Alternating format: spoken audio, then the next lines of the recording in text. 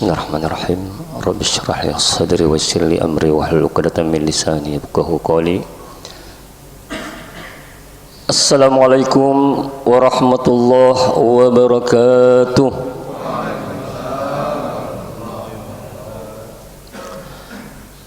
Alhamdulillahilladzi anzala as-sakinata fi qulubil mu'minin liyazdadu imanan ma'a imanihim.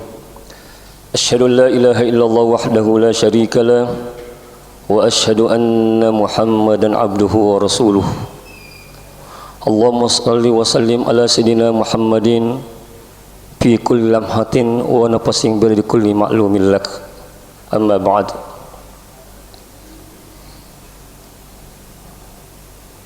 Alhamdulillah wa syukurillah, kembali kita memuji dan bersyukur hanya kepada Allah Subhanahu wa taala, karena Allah Subhanahu wa taala masih berkenan meminjamkan kita umur, kesehatan. Begitu juga kita masih diberi hidayah, inayah dan taufiknya, sehingga kita mampu melangkahkan kaki kita menuju ke tempat atau di masjid ini guna sama-sama melaksanakan salah satu daripada kewajiban kita, yakni salat isya secara berjemaah yang dirangkaikan dengan salat sunat tarawih. Kemudian salawat dan salam atas junjungan kita Nabiullah Muhammad sallallahu alaihi wasallam. Allahumma salli wa sallim wa barik alaihi. Begitu juga kepada seluruh keluarganya, para sahabat, tabi'in, tabi'in, hingga kita umatnya. Semoga insyaallah kelak kita akan mendapatkan syafaatnya di yaumil akhir. Amin ya rabbal alamin.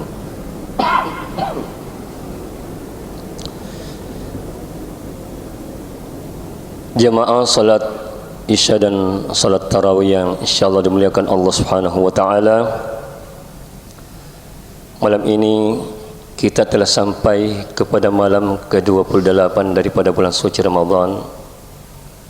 Semoga amal ibadah yang telah kita lakukan selama ini di dalam bulan suci Ramadan, Allah Subhanahu wa taala senantiasa menerimanya dengan sebaik-baik penerimaan, dan sekiranya ada hal-hal yang buruk yang menyertainya, semoga Allah Subhanahu wa taala mengampuninya. Amin ya rabbal alamin.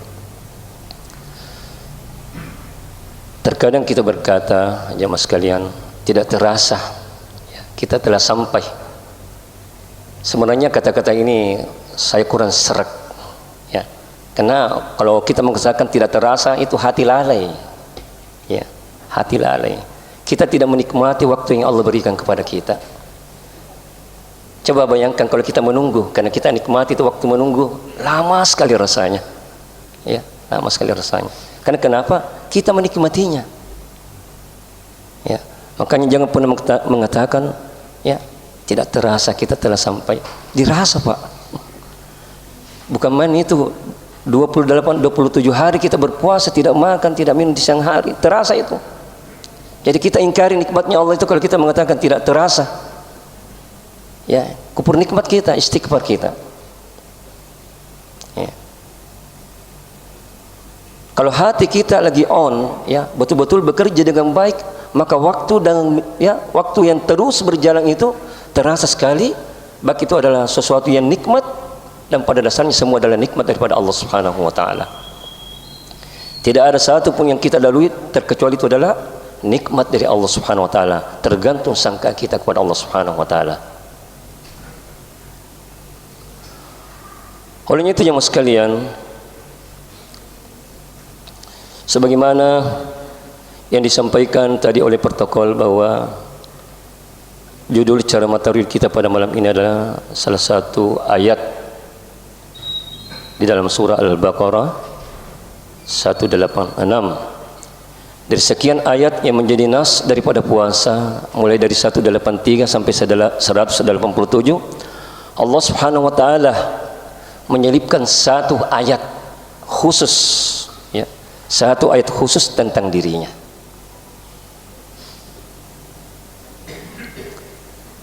A'udzu billahi minasyaitonir rajim. Wa idza sa'alaka 'ibadi 'anni fa inni qarib.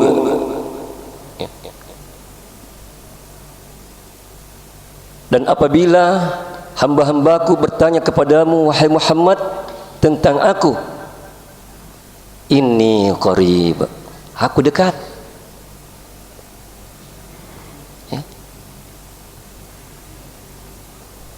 Ujibu da'watad da'i idza da'an.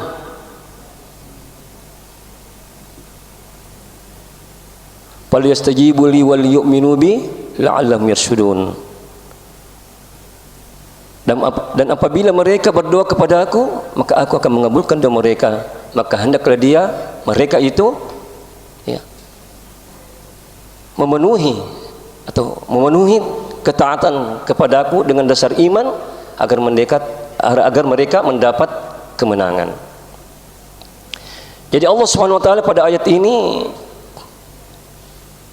memberikan informasi kepada kita, ya. Ketika dia bertanya demikian, menyampaikan demikian, maka pasti ada hamba saja yang pasti bertanya, aina Allah, di mana Allah? Ya. Katakan Muhammad, inni qarib, aku dekat. Dekat bagaimana? Jadi pertanyaannya, dekat bagaimana jemaah sekalian Allah itu kepada kita? Maka diperjelas di dalam surah Al-Qaf ayat 16, walaqad khalaqal insana wa na'lamu ma tuwaswisu bihi nafsuhu wa nahnu aqrabu ilaihi min hablil warid. Dan sungguh kamilah yang menciptakan manusia dan mengetahui apa yang dibisikkan oleh hatinya, dan kami lebih dekat daripada urat lehernya. Ya. Mengapa Allah mengatakan lebih dekat, dia itu lebih dekat daripada urat lehernya? Ada apa di urat leher ini jamaah sekalian? Ya, biasanya dokter itu kalau orang sudah meninggal dunia dipegang-pegang sininya. Ternyata ada urat napas di situ, napas kehidupan. Ya, ada napas kehidupan.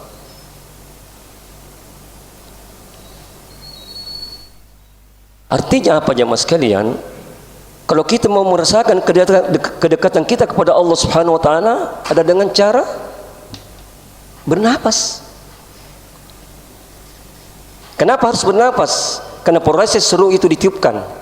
Wa nafakha fihi min ruhi wa ja'ala lakum as-sam'a wal absara wal afidah qalilan ma tashkurun. Jadi ketika jasad ini telah rampung, thumma sawwahu wa nafakha fihi min ruhi, maka kutiupkan ruhku, ya, kata Allah. Makanya kita bernapas itu, karena itu proses ruh disimpang itu dengan proses tiupan. Ya. Dalam sehari semalam jamaah sekalian, berapa kali kita rasakan napas tak? Ya. 1 kali, 2 kali, atau sama sekali kita tidak pernah merasakan napas, kecuali kalau sedang sesak napas. Nah, baru dirasa itu, aduh susah, tidak sampai napas. Makanya napas ini jamaah sekalian adalah tanda hidup. Ya. Maka yang paling mengetahui hidup itu, ar-ruh itu adalah napas. Coba kita tarik napas tak? Karena cara menarik napas itu ada 2 macam. Dengan secara normal melalui hidup. Nah, ada yang latif dengan rasa melalui kalbu kita. Itu usul itu jemaah sekalian kepada Allah Subhanahu wa taala. Tanda keribnya Allah Subhanahu wa taala melalui ar-ruh kita. Kenapa itu bukti bahwa kita hidup, sedangkan yang paling mengenal yang maha hidup itu adalah hidup itu sendiri. Bagaimana mungkin kita tidak mengenal Allah Subhanahu wa taala? Atau bagaimana mungkin kita bisa mengenal Allah Subhanahu wa taala yang maha hidup sedangkan kita berada di area yang bukan hidup?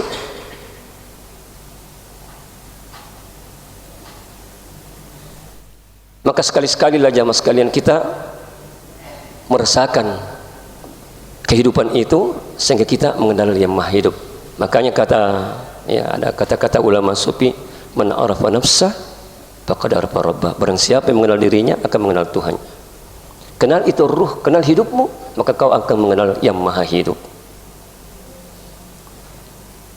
Dekat, ini qarib.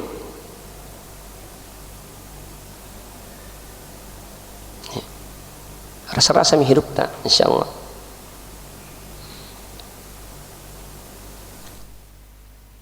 Apa lanjutan daripada ayat ini? Ujibu da'watad da'i idza da'an. Dan apabila mereka berdoa, akan kukabulkan doa mereka. Kenapa setelah kedekatan Allah sampaikan masalah doa? Bapak Ibu sekalian, kalau kita dapat masalah, yang dipanggil yang dekat atau yang jauh? Kalau minta tolongnya sama siapa? Kalau ada masalah, yang jauh atau yang dekat? Pasti yang dekat. Sedangkan yang paling dekat dengan kita adalah Allah Subhanahu wa taala. Ya. Yang paling dekat dengan kita adalah Allah Subhanahu wa taala, bukan siapa-siapa.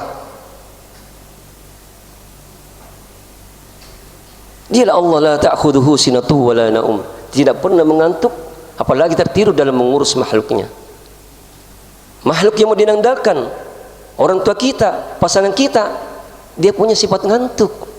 Ketika kita minta tolong, apalagi kalau ngantuk berat, tidak bisa bangun. Tolong dulu, ambil kau, tidak bisa bangun dia. Tapi Allahmu, inni qarib, dekat.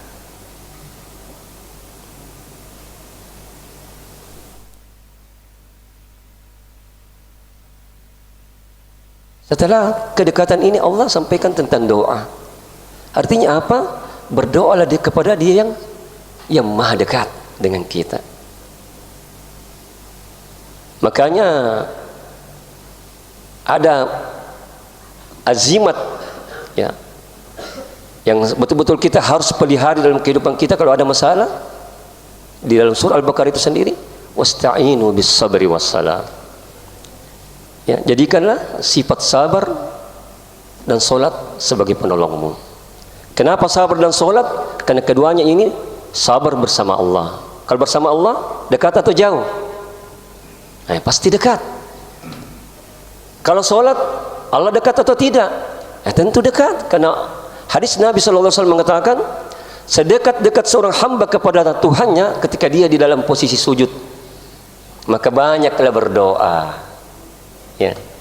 Jadi jangan ngedumel kalau sujud lama-lama. Dari lamanya Pak Iman sujud. Nikmati itu sujud, karena dekat sekali sama Allah. Rugi gitu. Jadi kalau kita itu dalam keadaan sujud jamaah sekalian, ya, posisi kita itu kurang lebih sama ketika ada seorang anak yang tidur di pahanya, pangkuannya orang tuanya. Lantas orang tua mengatakan, kenapa kina? Sapu-sapu kepada ata. Apa mau tak? Dan Allah lebih dekat daripada itu jamaah sekalian. Dekatnya seorang anak yang tidur di pangkuan orang tuanya atau mamanya atau bapaknya, lantas dia disapa dengan lembut, diusap-usap kepalanya. Kenapa kina? Apa masalah tak? Enaknya pada santai itu. Apatah lagi ketika kita dalam keadaan sujud jamaah sekalian, jauh lebih dekat, ya. Karena posisi kita dengan orang tua itu kalau kita baring itu masih ada jarak. Tapi Allah Subhanahu wa taala dalam keadaan sujud itu qarib. Ya. Dia mengetahui apa yang mereka bisikkan di dalam hatinya, ya. Kalau orang tua kita, kalau di dalam hati kita berbisik, dia tidak tahu. Tapi Allah tahu bisikan hati kita. Saking dekatnya Allah Subhanahu wa taala, ya, kepada kita. Olehnya itu jangan sampai semua ibadah-ibadah kita jemaah sekalian tidak ada hadir hati di dalam beribadah. Itulah sebabnya beberapa hari yang lalu kita dengarkan seorang penceramah yang namanya Ustaz Gasing. Ada orang itu yang mahir berdoa, ada orang yang mahir membaca doa. Beda itu, orang membaca doa dengan berdoa. Membaca doa tapi pikirannya kemana-mana, tidak sampai kepada Allah. Tapi ada juga berdoa, memang yang terbaik itu doa itu bahasa hatamu. Kalau di dalam hati kita, dari panjang-panjang dan buat tidak dipahami apa yang kita bilang itu. Allah semua, ya, Allah Subhanahu wa taala paham semua bahasa kita. Olehnya itu jemaah sekalian, terutama di bulan suci Ramadan ini, jangan sampai kita lupa berdoa kepada Allah Subhanahu wa taala atau kurang doanya kita kepada Allah Subhanahu wa taala. Ya. Karena kata Nabi sallallahu alaihi wasallam, ad-du'a mukhul ibadah. Ya, doa itu adalah otaknya ibadah. Otaknya ibadah. Ibadah yang paling afdal itu adalah doa, jemaah sekalian. Karena kenapa? Karena pada saat berdoa lah jemaah sekalian, kita ini betul-betul menyadari kehambaan kita bahwa kita ini adalah butuh kepada Allah Subhanahu wa taala. Hari ini kenapa kita banyak tidak ditolong oleh Allah Subhanahu wa taala? Ya, karena kita tidak minta tolong, hanya mengeluh. Kenapa kehidupanku begini? Keluhanmu tidak mengeluarkan kamu daripada masalah-masalah yang kamu hadapi. Tapi doa, insya Allah, di rumah tangga saja kita jemaah sekalian, seringkali kita dengarkan pasangan kita, ya anak-anak kita, keluhan demi keluhan, bukan doa demi doa yang dia panjatkan. Itulah sebabnya Nabiullah Muhammad SAW tidak ada satupun aktivitas yang beliau lakukan terkecuali diawali dengan doa. Karena beliau sadar, karena tanpa pertolongan Allah Subhanahu wa taala tidak ada yang mampu dia bisa lakukan. Makanya hari ini kita jemaah sekalian, kenapa banyak kita sombong? Karena kita merasa ini adalah usaha saya, bukan pertolongan Allah. Karena kenapa? Dia tidak berdoa, dia andalkan kemampuannya, dia mengandalkan ilmunya. Ini hasil usaha saya, kerja keras saya ini. Kalau semua itu karena hasil kerja keras, kayak sekali buru-buru pelabuhan. Paling keras kerjanya itu. Keras dan bekerja keras. Tapi kehidupannya mereka tidak kaya-kaya amat. Tidak lepas daripada pertolongan Allah Subhanahu wa taala. Itulah sebabnya jemaah sekalian 5 kali 17 kali sehari semalam, ya, di dalam salat 5 waktu kita minimal itu kita selalu mengatakan iyyaka na'budu wa iyyaka nasta'in. Hanya kepadamu Tuhan kami menyembah dan hanya kepadamu kami memohon pertolongan. Inilah yang sering kita ingkari ini, kata-kata minta tolong ini. Karena sesungguhnya jemaah sekalian, ya, kita harus ketahui setiap ujian Allah Subhanahu wa taala yang ditimpakan kepada hamba-hambanya, dia cuma mau tahu kemana hambaku ketika dia kuuji, ke saya kah atau ke makhluk? Kalau dia ke makhluk, oh boleh, dia belum kenal saya. Inni qarib. Jemaah sekalian, apa yang kita cari tidak ada sama Allah. Coba kita sebutkan. Apa yang dicari manusia tidak ada sama Allah, sehingga dia harus berpaling kepada Allah.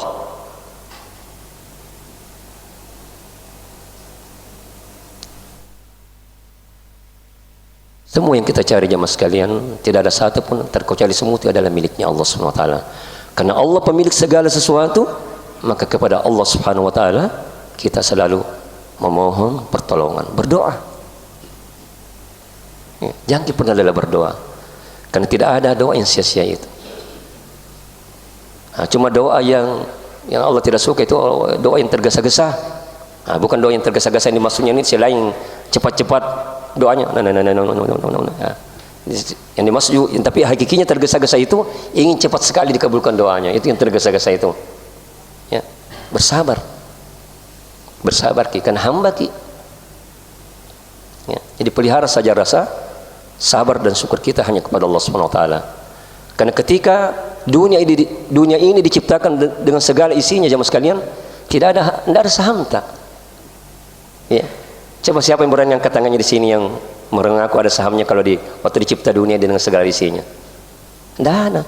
Yang bisa mengeluh itu yang punya saham. Kenapa begini bagianku? Nah, ada tuh modalku, ada sahamku. Itu mah kita bisa mengeluh, protes. Tapi ini kita hadir ini gratis.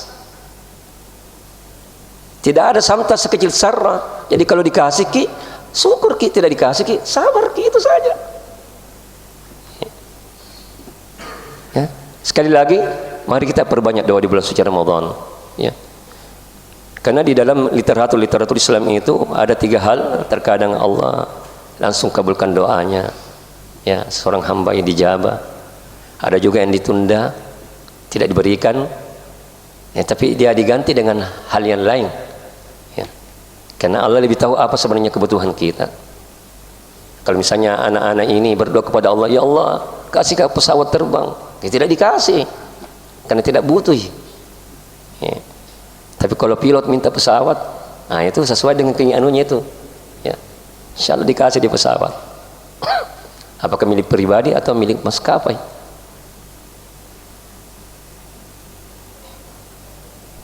Dan terkadang ada doa tidak dikabulkan di dunia ini, tapi di akhirat kelak kita nanti dapatkan nilai doa kita. Makanya di hari kemudian itu banyak hamba yang melongo, kenapa ada beginiku, kenapa ada beginiku? Itu semua doa-doamu yang tidak dikabulkan di dunia, ya. Karena tidak ada satu pun doa yang tidak diberikan oleh Allah Subhanahu wa taala sepanjang kita minta yang baik-baik, ya.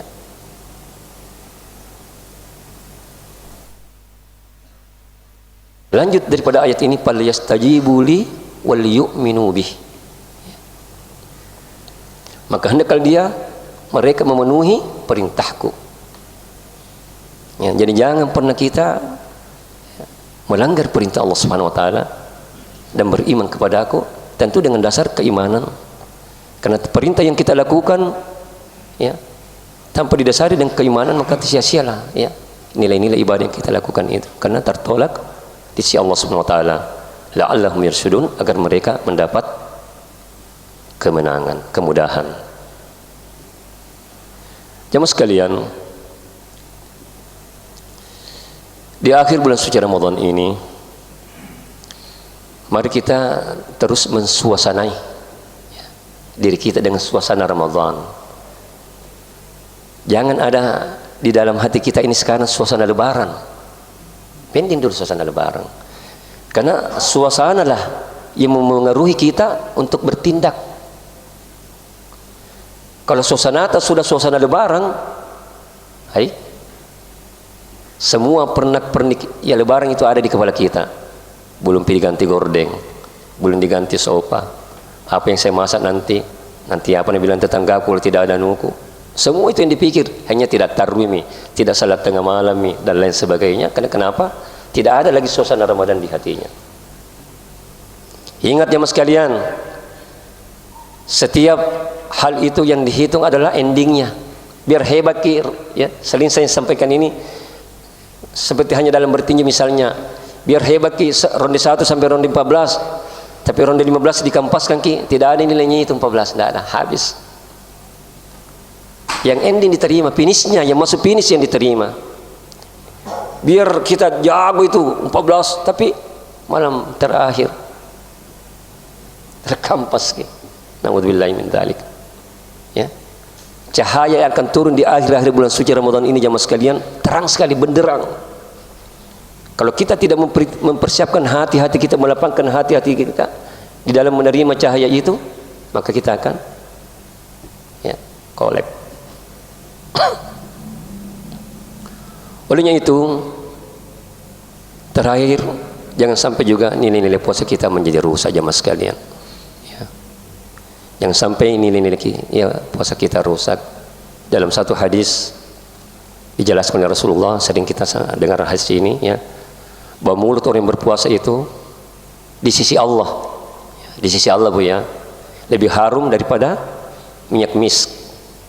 Kenapa di sisi Allah itu lebih harum orang, ya, bau mulutnya orang berpuasa, ya, karena orang yang berpuasa itu yang keluar dari mulutnya itu baca Al-Quran, ya, zikir, nasihat-nasihat agama, ta'lim wa ta'allum, makanya dia harum, ya. Tilawah Al-Quran itu jauh lebih harum. Semakin banyak kita berkata-kata baik, membaca Al-Quran, berzikir, maka semakin harum, ya, bau mulut kita di sisi Allah Subhanahu wa taala. Itu hikmahnya. Ya. Tapi di sisi manusia, masya Allah, ya, apalagi kalau sudah miduhur, ya, tangkis maki itu. Apa hikmahnya kalau sesama manusia busuk baunya orang yang berpuasa? Itu mengandung hikmah, jangan terlalu banyak bercakap, terhadap sesama manusia di bulan suci Ramadan ini. Karena bisa jadi dua orang yang bercakap itu larinya ke gosip, larinya ke gibah, akhirnya rusaklah puasa mereka. Maka kalau tidak terlalu penting, usahakan hindari terlalu banyak berbicara sesama manusia, karena bisa-bisa hangus pahala puasa kita. Itu oleh kemarin kenapa busuk. Ya, agak jauh saja.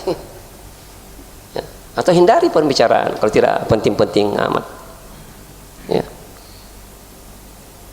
Olehnya itu, janganlah kita menjadi orang yang sia-sia amalnya dalam bulan suci Ramadan ini. Kita mohon selalu perlindungan kepada Allah Subhanahu wa taala agar menjaga nilai-nilai puasa kita. Mari kita berpuasa jamaah sekalian, jangan cuma menahan lapar dan haus, tapi jadilah orang yang berpuasa. Orang puasa itu tentu ada adab-adabnya. Orang yang menahan lapar dan haus, banyak orang ya tidak beda dengan puasa. Banyak orang yang menahan lapar dan haus tapi tidak puasa. Jadi jadilah orang-orang yang berpuasa. Ya. Semoga Allah Subhanahu wa taala di akhir Ramadan ini ya, Dia akan memberikan kita pakaian yang sangat-sangat baru. Tapi pakaian itu tidak dibeli dari mall, ya, tidak dibeli dari belanja-belanja online. Tapi pakaian yang baru itu adalah jubah takwa. Ya, jadi hakikat pakaian baru itu yang kita sebenarnya harus raih di suasana Lebaran itu adalah pakaian takwa. Ya, inilah yang harus kita buru. Ya. Supaya mudah-mudahan kita semua jamaah di sini ketika mendapat ijazah takwa nilainya sangat bagus dan memuaskan, kumloh, ya, bukan dapat D, tapi usahakan ijazahnya bernilai sangat memuaskan. Barangkali hanya inilah yang sempat saya sampaikan. Kalau ada benarnya sunyi kebenaran itu datangnya hanya dari Allah Subhanahu wa taala. Kalau ada kekurangannya itu adalah khilaf saya, kekurangan saya sebagai manusia biasa. Astagfirullahaladzim wa atubu ilaih. Lebih dan kurangnya mohon dimaafkan. Hadallahu wa yakum. Assalamualaikum warahmatullahi wabarakatuh.